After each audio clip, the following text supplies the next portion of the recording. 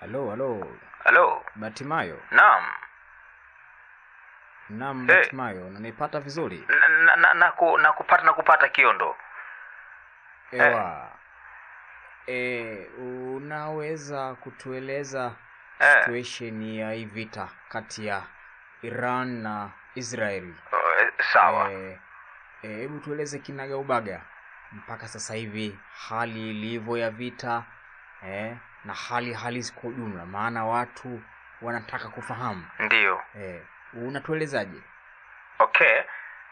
Cha kueleza ni kwamba awali kama tunavyofahamu mzozo jinsi ulivyoanza, ingawa kihistoria mzozo huu ni wa muda mrefu. Unajua nchi za wenzetu hizi zina chimbuko na nchi zingine zinajua kabisa kwamba sisi hapa tunavyoishi kwamba namhofia nani, ama adui yangu ni nani, ama niishi vipi ili niweze kujirinda. Sasa ukiangalia hali halisi, kilichojitokeza ni kwamba Irani alikuwa yeye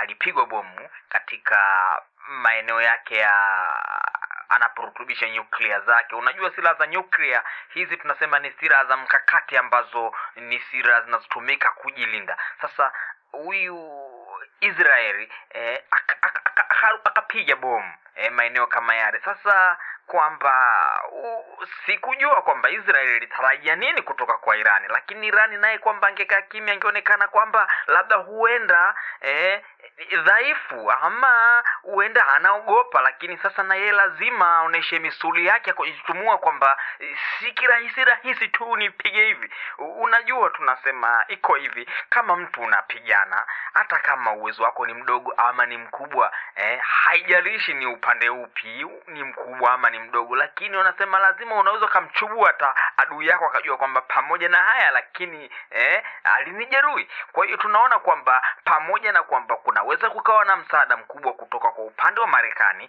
lakini kwamba at least lazima aoneshe naye mabavu yake. Lakini ukiangalia kiuhalisia pia Irani sio kwamba naye yuko nyuma sana.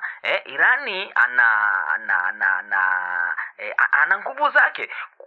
Angalia toka mzozo jinsi ulipoanza mpaka kwa sasa hivi na hali jinsi ilivyo, unaona kwamba alipiga lakini akajibu, Irani akajibu, Israeli kaanza, Irani kajibu, na kadri anavyojibu anaonesha kwamba ana uwezo wa kupiga Israeli. Na istoshe anaonesha kwamba ana aina tofauti za silaha kama ile Sejil. Unaona ni silaha ambazo za kisasa alafu pia za kimkakati. Kwa hiyo hii hali, kusema kweli, hali ilivyo ni tete kwa sababu pia kama unavyoona Marekani naye alichokifanya kwamba sasa ametuma ndege zake zile zenye uwezo wa kupiga chini ili tu kuonesha kwamba ana mshikamano na Israeli. Sasa unategemea sasa Irani naye afanye nini? Sasa Irani naye kwenye kujitetea anajibu. Angalia sasa hivi kinachoendelea pale Israeli kwamba hata wananchi nao usalama wanaona sasa umekuwa ni mdogo, maana hali ya vita ikiendelea usidhanie kwamba mtu atakuwa huru kufanya shughuli zake ama kukaa tu maeneo ya wazi, kwamba wanaishi lakini kwa utaratibu. Kile ambacho tunasema kilikuwa kikifanyika Gaza huenda sasa na kwa Israeli wanakiexperience kitu kama hiko.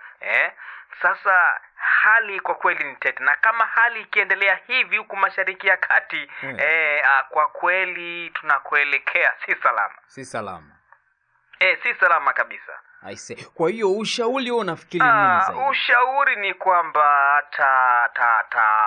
Umoja wa Mataifa, nchi zingine mbalimbali zimekuwa zikishauri kwamba hali kama hii diplomasia itumike.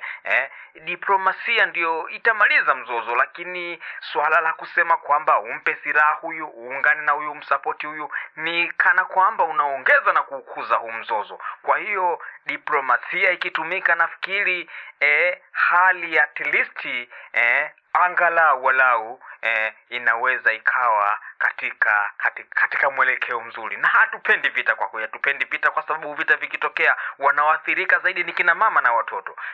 Lakini kikubwa tunachokiona hapa kwamba ni kama fundisho kwamba Israeli naye sasa anatambua kwamba Irani imejipanga. Irani hii sio Irani hiyo ya miaka hiyo, kwamba teknolojia inavyokuwa, ulimwengu unavyozidi kwenda mbele, na yeye anabadilika. Kwa hiyo anachokifanya Irani kujibu mashambulizi ni kuonesha kwamba na yeye ana uwezo wa kujilinda, kwa sababu sheria moja wapo ya taifa lolote lile uwe na uwezo wa kujilinda. Sasa kuna uhusiano gani kati ya mpango wa nyuklia na kujilinda? Kuzungumzia mpango wa nyuklia, ile silaha kwa jina lingine tunaita mbwai. Tutumie lugha labda ya mbwai. Maana yake nini? Kwamba silaha ambazo zikitumika hazinaga mshindi siku zote.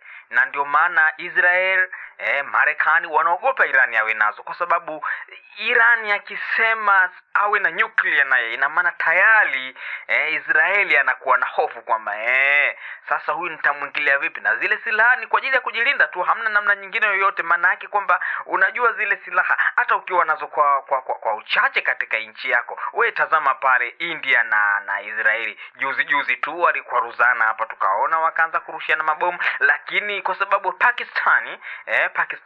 India na Pakistani walivyokwaruzana hapa juzi hapa, lakini kwa sababu Pakistani naye anazo nyuklia, kwa hiyo ikaonekana mzozo ukikuwa sana, naye atasema anajilinda.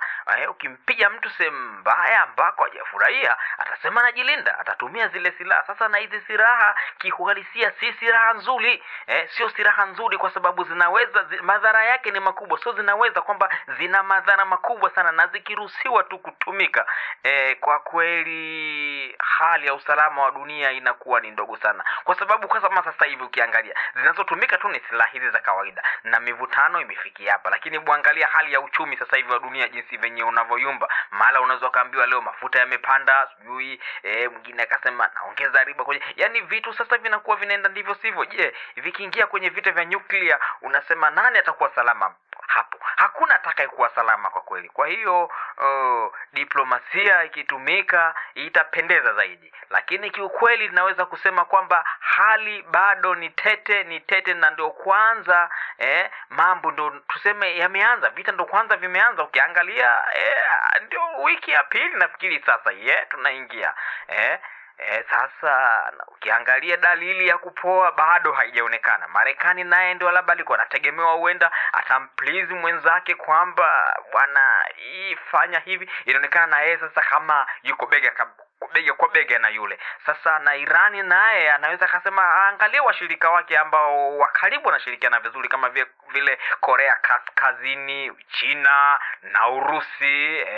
Ingawa Urusi naye na vita huko anapigana, lakini hawakumbuka ni washirika wa kimkakati. Si unakumbuka wakati Russia inaivamia wakiendelea na Ukraine kwenye huu mzozo, Russia na mzozo wa Ukraine, inaonekana Irani alikuwa karibu sana kumsapoti ama kumpa silaha zile za kamikaze alikuwa anampa Russia. Na Russia inaonekana zile silaha zilibadilisha kwa namna moja uelekeo wa vita, na kusema kwamba ni silaha tu za gharama ya kawaida, lakini zinafanya vitu vikubwa. Kwa hiyo ukiangalia washirika wanapoungana, basi hii hali inaweza ikawa si nzuri.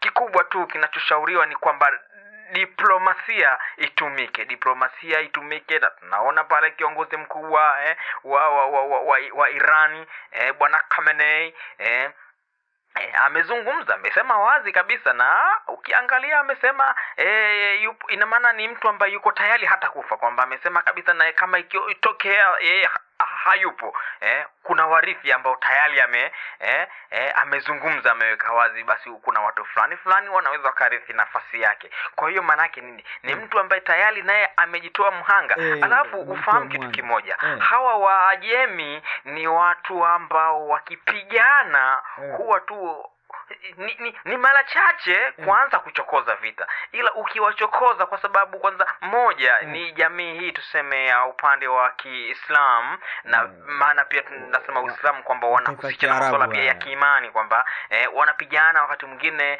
wengine wanasema kwa ajili ya Allah jihadi, alafu pia wanapenda haki. Sasa kama haki wewe umeipitisha haki na yeye anaona anapigana vita vya haki, kama ukiangalia hapa kama inavyoonekana hali halisi kwamba Israeli ilipiga bomu, ina maana Irani yeye anajibu, ina maana akachokozwa, ina maana sasa yeye ana haki sasa ya kujibu, sasa hawezi akakaa kimya. Kwa hiyo Wajemi na jamii hizi za mataifa ya Kiarabu mara nyingi kiimani pia wanapigana kwa moyo mmoja, na huwa haijalishi itatokea nini kwamba labda huenda wameshindwa, lakini anachoangalia ile haki yake ya kupigania na kujilinda na kulinda watu wake.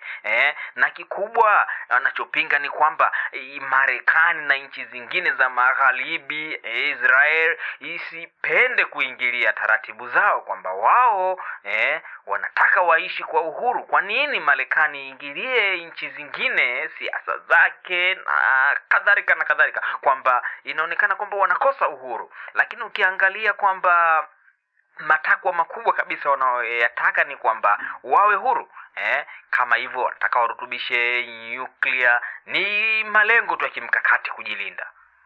Aisee Batimayo, naam, nikushukuru sana kwa time yako. Okay. Nikushukuru sana. Basi wakati mwingine panapo majaliwa tukikuhitaji, basi tunaomba utupatie update inshallah, hali halisi, na wasalimie sana kwenye huo upande wa katikati hapo inshallah. Asante. Asante sana.